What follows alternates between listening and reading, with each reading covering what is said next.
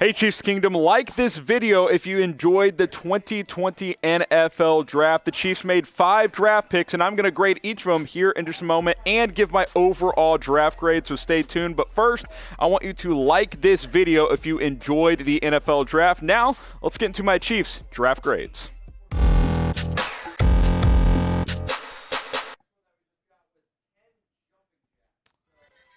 All the way back on Thursday night, the Chiefs finished up the first round of the 2020 NFL Draft by selecting Clyde Edwards-Helaire, the running back out of LSU. I'm giving it a C grade, not because he's not a good player, not because he's not going to fit into this offense, because I think both of those are not true. I think he will fit into this offense, and I do think he is a good player.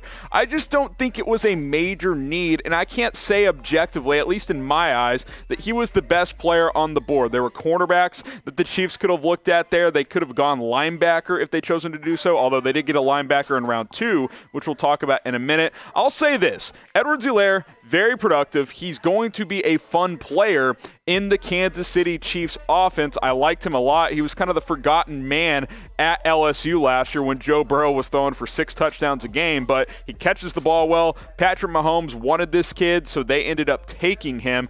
And hey, Andy Reid said he thinks he's a better version of Brian Westbrook, who he used to coach back in Philadelphia with Donovan McNabb back in the early 2000s. If they bring that screening game back to a whole new level with him, I'm certainly excited to watch it. I think he'll compete with Damian Williams for that starting running back job, but as we all know, the Chiefs running back position is very, very deep, and it is a running back by committee approach. Darwin Thompson and Darrell Williams are also on the roster. We'll see who the odd man out is, because I don't think the Chiefs will carry 5 running backs.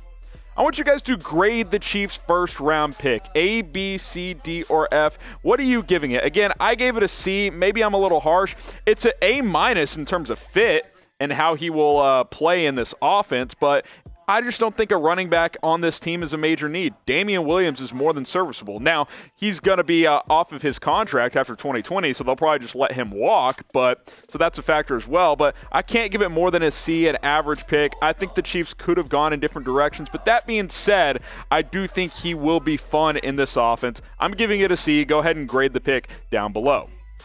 And while you're doing that, why don't you go ahead and turn on notifications and hit that subscribe button. That way you never miss a video. A lot of you guys probably think, oh, if I'm subscribed, I always get notified when there's a video on the Chiefs Report. Not true. You got to subscribe and hit that notification bell. That way you know every time a video goes up on the channel. More subscribers equals more videos. We're trying to do a video every single day here on the Chiefs Report, but we need more subscribers. So go ahead and hit that big red subscribe button. Let's keep this channel growing here on the Chiefs Report.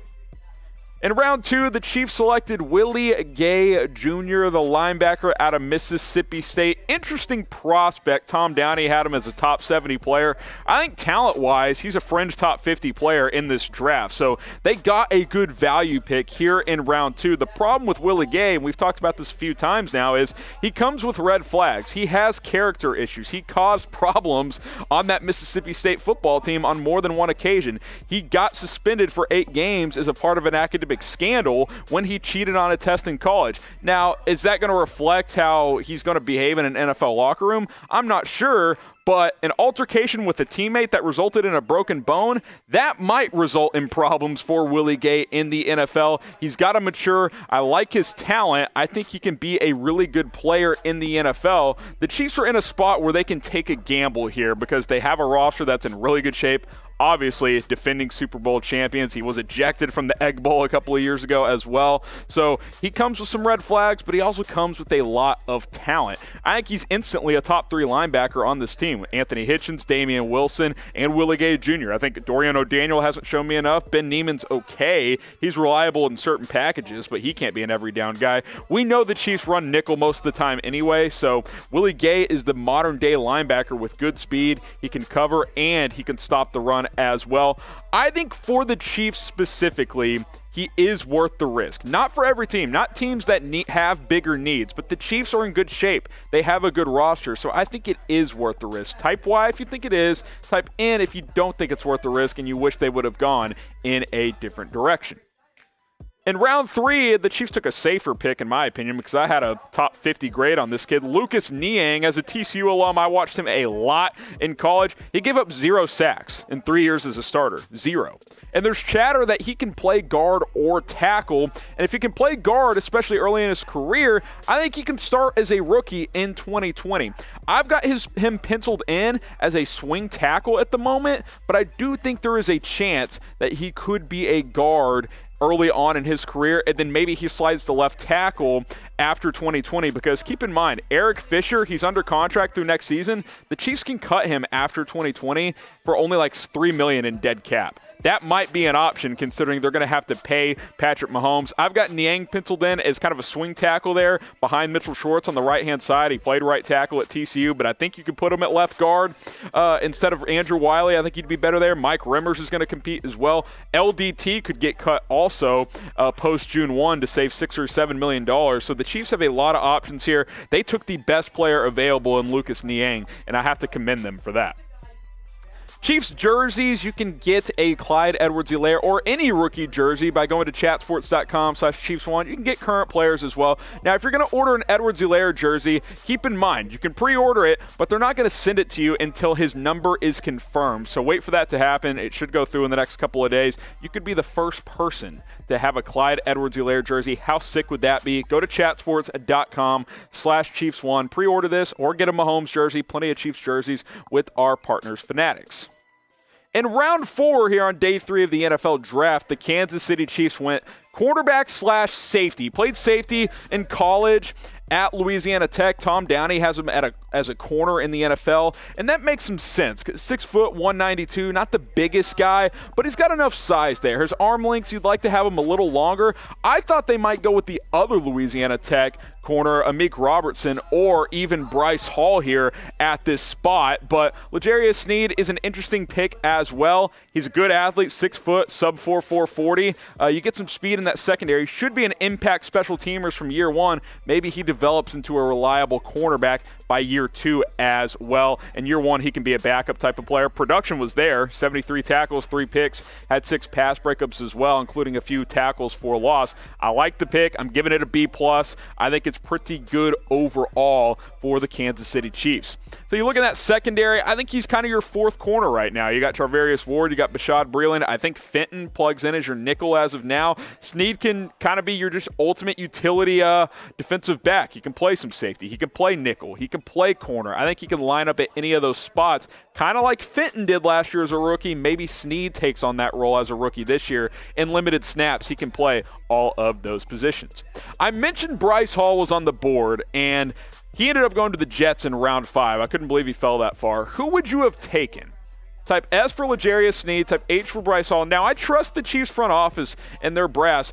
Hall's medical may not have come back good. He had a brutal ankle injury this past season at Virginia.